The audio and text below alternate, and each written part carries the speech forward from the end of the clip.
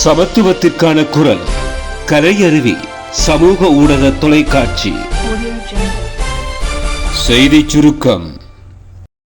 யாழில் பாராளுமன்ற உறுப்பினர் ராமநாதன் அர்ச்சுனாவின் தாக்குதலுக்கு உள்ளாகிய நபரொருவர் படுகாயமடைந்த நிலையில் யாழ்ப்பாணம் போதனா வைத்தியசாலையில் அனுமதிக்கப்பட்டுள்ளார். இச்சம்பவம் குறித்து மேலும் தெரிய வருகையில், நேற்றிரவு யாழில் உள்ள தனியார் விருந்தினர் விடுதி ஒன்றுக்கு பாராளுமன்ற உறுப்பினர் அர்ஜுனா சென்று அங்கு காணொலி பதிவில் ஈடுபட்டார். இதன்போது அங்கு நின்ற நபர் தன்னை காணொலி பதிவு செய்ய வேண்டாம் என அர்ஜுனாவிடம் தெரிவித்துள்ளார். பாராளுமன்ற உறுப்பினர் அதனை மீறி காணொலி பதிவில் ஈடுபட்டார். இந்நிலையில் அர்ஜுனாவுக்கும் குறித்த நபருக்கும் இடையில் முறுகல் ஏற்பட்டது.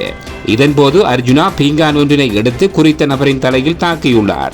இந்த தாக்குதலில் படுகாயமடைந்த நபர் யாழ் போதனா வைத்தியசாலையில் சிகிச்சை பெற்று வருகின்றமை குறிப்பிடத்தக்கது.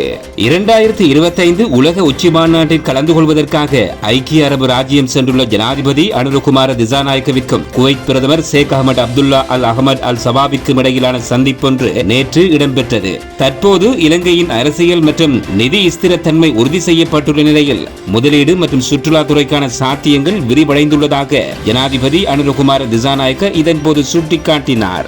இரு நாடுகளுக்கும் இடையிலான வர்த்தகத்தை வலுப்படுத்துவது மற்றும் சந்தையை பன்முகப்படுத்துவது குறித்து இரு தரப்பும் கவனம் செலுத்தியதுடன் அதற்கான புதிய உத்திகளை கண்டுபிடிக்க வேண்டியதன் முக்கியத்துவம் குறித்தும் கலந்துரையாடப்பட்டது. தேசிய போலீஸ் ஆணைக்குழுவின் அனுமதிக்கு அமைய போலீஸ் நிலைய பொறுப்பு அதிகாரிகள் 139 பேருக்கு இடமாற்றம் வழங்கப்பட்டுள்ளதாக போலீஸ் தலைமையகம் தெரிவித்துள்ளது. தேசிய போலீஸ் ஆணைக்குழுவின் கீழ் ஒரே சந்தர்ப்பத்தில் அதிகளவான காவல் நிலைய பொறுப்பதிகாரிகளுக்கு இடமாற்றம் வழங்கப்படுவது இதுவே முதன்முறையாகும். இதற்கமைய பிரதான போலீஸ் பரிசோதகர்கள் 105 பேருக்கும் போலீஸ் பரிசோதகர்கள் 34 பேருக்கும் இடமாற்றம் வழங்கப்பட்டுள்ளதாக அறிவிக்கப்பட்டுள்ளது. லிபியாவில் 64 பேருடன் சென்ற படகு கவிழ்ந்து விபத்துக்குள்ளானதில் 16 பேர் உயிரிழந்துள்ளனர். குறித்த படகில் பயணித்தவர்கள் பாகிஸ்தானில் இருந்து சட்டவிரோதமாக படகு மூலம் வந்துள்ளமை முதற்கட்ட விசாரணையில் தெரிய வந்துள்ளது. இதன்படி லிபியாவின் திரிபோலி பகுதியில் உள்ள பாகிஸ்தான் தூதரகம் வெளியிட்டுள்ள தகவலின்படி 16 பேரின் உடல்கள் மீட்கப்பட்டுள்ளதாகவும் அவர்களின் கடவுச்சீட்டுகளை வைத்து அவர்கள் பாகிஸ்தானியர்கள் என உறுதிப்படுத்தியுள்ளதாகவும் தெரிய வந்துள்ளது.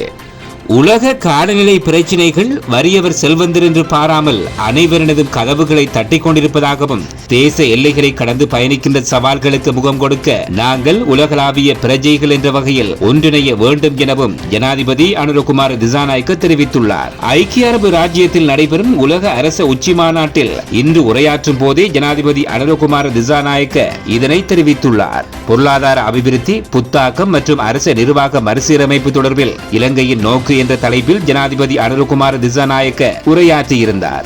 இந்த உரையில் நிலையான அபிவிருத்தி மற்றும் சர்வதேச ஒத்துழைப்புக்கான இலங்கையின் அர்ப்பணிப்பும் இதன்போது வலியுறுத்தப்பட்டது.